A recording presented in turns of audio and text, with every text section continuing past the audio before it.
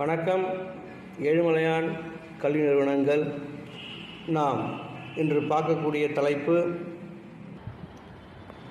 Differential மற்றும் final drive ஆகியவற்றை பற்றி பார்ப்போம்.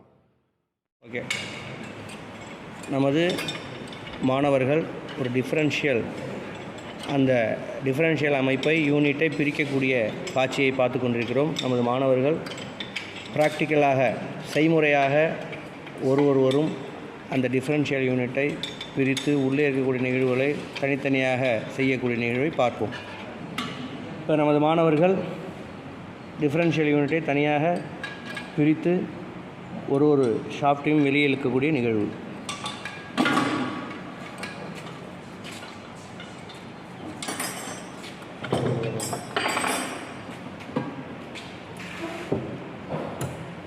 இப்போ பார்த்தீங்க அப்படின்னு சொன்னால் இதில் இதுதான் க்ரௌன் வீல். இந்த அமைப்புக்கு பேர் க்ரௌன் வீல். நம்ம அங்கே காட்டினது இது அந்த கேஜ் யூனிட் சொன்னோம் இல்லையா, இதுக்கு பேர் தான் கேஜ் யூனிட். இந்த யூனிட்டுக்கு பேர். இதில் உள்ளது இந்த ஒரு வீல் தான் சன் கியர். உள்ள வீலு இந்த வீலு, அதுக்கு நேர் ஆப்போசிட்டிங்க்கு சன் கியரு. இது ரெண்டும் சன் கியரு, இது ரெண்டும் ஸ்டார் கியரு. இந்த பக்கம் உள்ளது சிறிய பற்சக்கரமாக இருக்குது பாருங்கள். சின்ன பல்லாக இருக்கிறது ஸ்டார் கியர். இது சன்னு, இது ஸ்டாரு, இது க்ரௌன் வீலு, இது கேஜ் யூனிட் அப்படிங்கிறது. இது ஒட்டு மொத்தமாக இது எப்படி நம்ம இதில் மாட்டி சுற்றுது அப்படிங்கிறது ஒரு வீலை பார்ப்போம். டைரெக்டாக ஒன்று இருக்கிறத பற்றியும் தனித்தனியாகவும் பார்ப்போம். இப்போ நம்ம இதில் உள்ளுக்குள்ளே இந்த ஹாஃப் சாஃப்ட் இணைக்கப்பட்டிருக்கு. ஒரு வீலுக்கு போகக்கூடிய சாஃப்ட்டு. இந்த சாஃப்ட்டை சுற்றும் போது உள்ளுக்குள்ளே இருக்கக்கூடிய pinion gear, sun gear, star கியர்லாம் சுற்றக்கூடிய நிகழ்வை நம்ம பார்க்கலாம். கண்ணால் சுற்றுப்போம். இப்போ சக்தி கடத்துகிற அமைப்பில் உள்ளேருந்து வர்றதுனால இந்த கேஜ் யூனிட்டுக்குள்ளே இருக்கக்கூடிய சன் கியரும் ஸ்டார் கியரும் சுழலுது. அப்போ இந்த ஒரு ஹாஃப் ஷாட் சுற்றக்கூடிய நிகழ்வு இது. இதே மாதிரியாகவே அந்த டிஃப்ரென்ஷியலில் ஃபுல்லாகவே நம்ம தனித்தனியாக எப்படி சுற்றுதுன்னு பார்ப்போம். இப்போ நம்ம கியர் பாக்ஸில் சக்தி கடத்தக்கூடிய அமைப்பு. இது கியர் பாக்ஸு. இந்த இடத்துல தான் கிளச் இருக்கும். கிளச்சுக்கு அடுத்து கியர் பாக்ஸுக்கு அடுத்து ப்ரொஃபல்லர் ஷாஃப்ட்டு, டிஃப்ரென்ஷியல், ஃபைனல் நம்ம ரியர் ஆக்சின் தனித்தனியாக பிரிச்சிருக்கோம். இப்போ நம்ம அதில் ஒன்றா பார்ப்போம். அந்த அடுத்தீங்களா இந்த பேர் அது இங்கிலீஷ் ஜாயிண்ட்.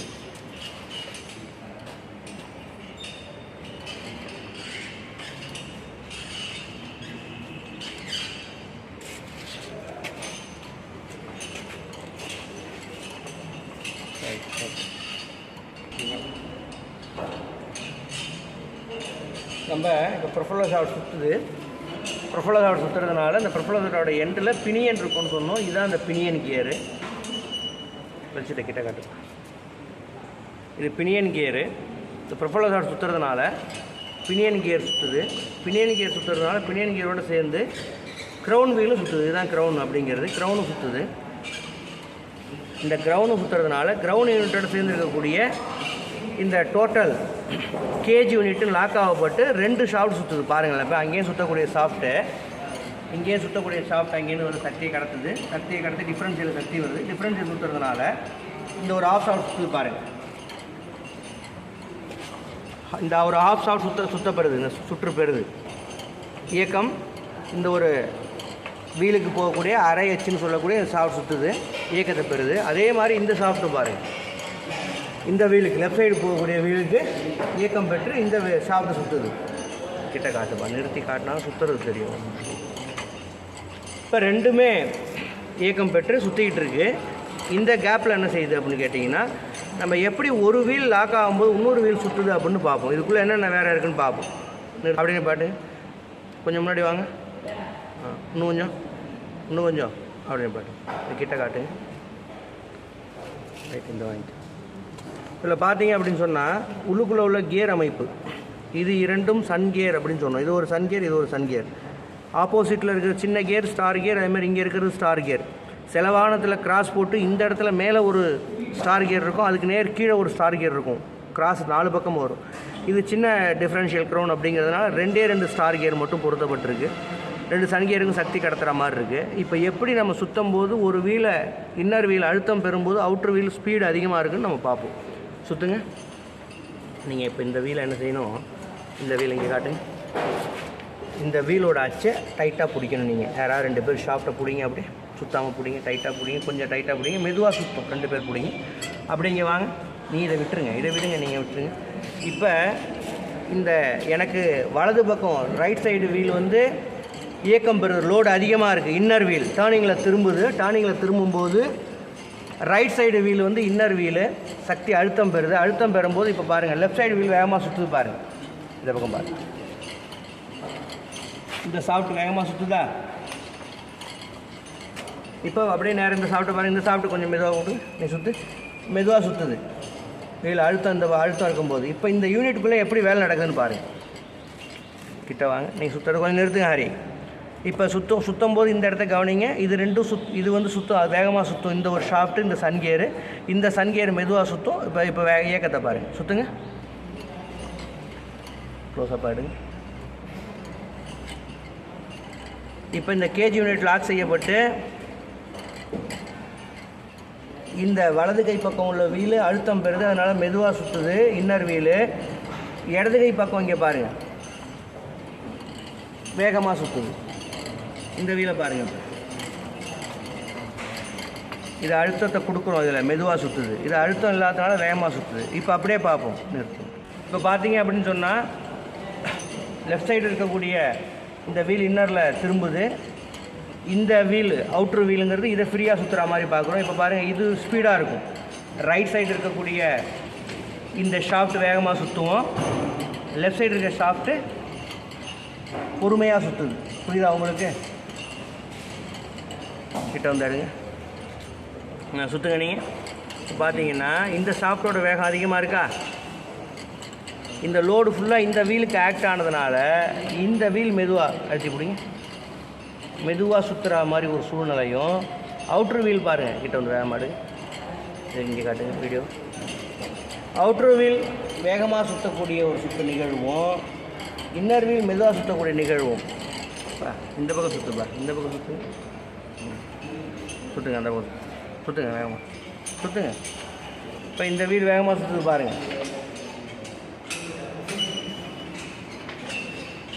இந்த வீல் அழுத்தம் காரணமாக இந்த வீல் மெதுவாக சுற்று பாருங்கள். இப்போ இந்த கேஜ் யூனிட்டை பாருங்கள், உள்ளுக்குள்ளே கேஜ் யூனிட்டை பாருங்கள். இப்போ எந்த சன் கியர் வேகமாக, எந்த ஸ்டார் கியர் மெதுவாக சுற்றுது பாருங்கள். இதை கவனித்து பார்த்தா தெரியும் உங்களுக்கு, ஒத்து பாருங்கள். இது அழுத்தம் அதிகமாக இருக்கிறதுனால இந்த வீல் மெதுவாகவும், இது அழுத்தம் கம்மியாக இருக்கிறதுனால இந்த வீல் அதிகமாகவும் சுற்றும். இந்த கேஜ் வீலை பார்த்தாலே தெரியும். அப்போ இந்த டோட்டலாக சுற்றும்போது இந்த 4 சக்கரத்தில் 2 சன் கியர், 2 ஸ்டார் கியர் அமைப்பில் இருக்குது. இது பாருங்கள், இது வேகமாக சுற்றுது. வலது கை பக்கம் உள்ளது, இடது கை பக்கம் உள்ளது மெதுவாக சுற்றக்கூடிய யூனிட். இது ஒரு கியரும் மாற்றும் போது நம்மளுடைய இதோட வேகங்கள் வந்து இது ஒரு கியரும் நம்ம மாற்றும் போது இந்த வேகங்கள் வந்து அதிகரிக்கிறதுக்கான வாய்ப்பு இருக்குது. ஃபஸ்ட்டு கியரில் இருக்கும்போது மெதுவாக சுற்றும். நம்ம செகண்ட் கியர் போட்டோன்னே கொஞ்சம் வேகமாக இருக்கும். தேர்ட் கியர் போட்டோன்னே அதோட வேகமாக இருக்கும். ஃபோர்த்து கியர் போட்டோன்னே அதோட வேகமாக சுற்றக்கூடிய அமைப்பு இதில் இருக்குது. இதில் என்னென்ன பாகம்னா, ஃபஸ்ட் எடுத்தோடனே கியர் பாக்ஸு, அதுக்கு முன்னாடி கிளச் அமைப்பு வந்துடும். Gear box, propeller shaft, differential. அந்த ப்ரொஃபல்லர் ஷாஃப்ட்டோட எண்டில் நம்ம பார்த்தோம் அப்படின்னு சொன்னால் ஒரு யூனிவர்சல் ஜாயிண்ட்டு. அதுக்கப்புறம் இந்த பினியன், டிஃப்ரென்ஷியல் அமைப்பு, 2 ரியர் ஆக்சல் தனித்தனியாக அமைப்பு இருக்குது. அது இல்லாமல் அந்த டிஃப்ரென்ஷியலுக்குள்ளே ஒரு கேஜ் யூனிட்டு, அந்த கேஜ் யூனிட்குள்ளே 2 சன் கியரு, 2 ஸ்டார் கியரு, ஒரு கிரவுண்ட் வீல் இருக்குது. இது எல்லாம் சேர்ந்து ஆயிலில் நிரப்புற மாதிரி இருக்கும். SAE 140 ஆயிலில் நிரப்பி வச்சுருப்பாங்க. SAE 140 ஆயில் ஃபுல்லாக டிஃப்ரென்ஷியேட் ஃபுல்லாக இருக்கும். இது எப்படி இருக்குன்னா அந்த கல்ட்ன டிஃப்ரென்ஷியல் அமைப்பில் பார்ப்போம். நம்ம இதுக்குள்ளே இப்போ நம்ம இதில் வந்து இதுக்குள்ளே SAE 140 இந்த ஆயில் நிரப்ப போகிறோம். SAE ஆயில் 140 நிரப்பி இதில் ஒரு ட்ரைன் ப்ளக் இருக்கும். இந்த நெட்டை கழட்டிட்டு ட்ரைன் ப்ளக் ஆயில் வெளியே விடுறதுக்கு. இப்போ இந்த டிஃப்ரென்ஷியல் ஃபுல்லாக SAE 140 ஆயில் நிரப்பிடுவோம். நிரப்பி இந்த SAE 140 ஆயில் மேலே அவுட்ரு யூனிட்டை பொறுத்து இணைச்சிடுவோம். இந்த ஷாஃப்ட் வரைக்கும் உள்ளே ஊற்றக்கூடிய ஆயில் இது ஃபுல்லாக இது வரைக்கும் வெளில கழுத்துங்க. உள்ளே நிரப்பப்பட்ட 140 ஆயில் இந்த ஷாஃப்ட் வரைக்கும், இந்த ஏரியா வரைக்கும் ஃபுல்லாக வந்துடும். இந்த ஷாஃப்ட்டும் நிறைஞ்சிருக்கும். இதில் ஒரு பேரிங் பொருத்திருக்கும். இந்த பேரிங் தான் இந்த ஷாஃப்ட் சுற்றுறதுக்கு காரணமாக இருக்குது. டயரை பொறுத்து இந்த பக்கம் இது ஃபுல்லாக ஆயில் நிரப்பியிருக்கும் அப்படின்னு இருக்கும். இந்த ஆயில் உள்ளே நிரப்பின ஆயில் இந்த ஷாஃப்ட் எண்டு வழியாக வெளியே வராமல் இருக்குது. இந்த ஆக்சில் வழியாக வெளில வராமல் இருக்குது. இதில் ஒரு ஆயில் சீல் பொருத்திருக்கும். அவங்க எந்திரவாங்க, நீங்கள் எந்திரவாங்க. இதில் ஒரு ஆயில் உள்ள சீல் பொருத்திருக்கு பாருங்கள். இதுக்கு பேர் ஆயில் சீல் அப்படின்னு பேர். அந்த ஆயில் வெளியே உள்ள நிரப்பின ஆயில் இந்த பக்கமாக வெளியே வராமல் இருக்க பேரிங் இங்கே பொருத்தி இதுக்கு உள்ள ஆயில் சீல் பொருத்தப்பட்டிருக்கு. இது உள்ள டிஃப்ரென்ஷியல் உள்ள சப்போஸ் இந்த வீல்கள்லாம் வந்து ஆயில் அடிக்கிற தன்மை, வீல்களில் ஆயில் அடிச்சிருக்க மாதிரி ஒரு சிம்பிள் இருக்கும். நீங்கள் பார்த்தீங்கன்னா ஒரு சில வாகனங்கள் அப்படி பேக் வீலில் ஆயில் அடிச்சிருக்க மாதிரி ஒரு சூழல் இருந்துச்சுன்னா இந்த ஆயில் சீல் வந்து வீணாக போன காரணத்தினால அந்த ஆயில் வெளில அடிக்கும். இந்த ஆயில் சீல் வந்து காலப்போக்கில் வீணாக போச்சுன்னா அந்த ஆயில் வந்து வீல் ஃபுல்லாக கசியும். அதனால ஆயில் லீக் இருக்கும். சரியா? இப்போ டோட்டலாக ஒரு டிஃப்ரென்ஷியல் யூனிட்டில் என்னென்ன இருக்கும், சக்தி எங்கேருந்து கடத்தப்படுது, டிஃப்ரென்ஷியல் யூனிட் எவ்வாறு வேலை செய்யுது அப்படின்னு சொல்லி பார்த்துட்டோம். மேலும் இது சம்பந்தமான வீடியோக்களை அடுத்தடுத்து நம்ம பதிவு. நன்றி, வணக்கம்.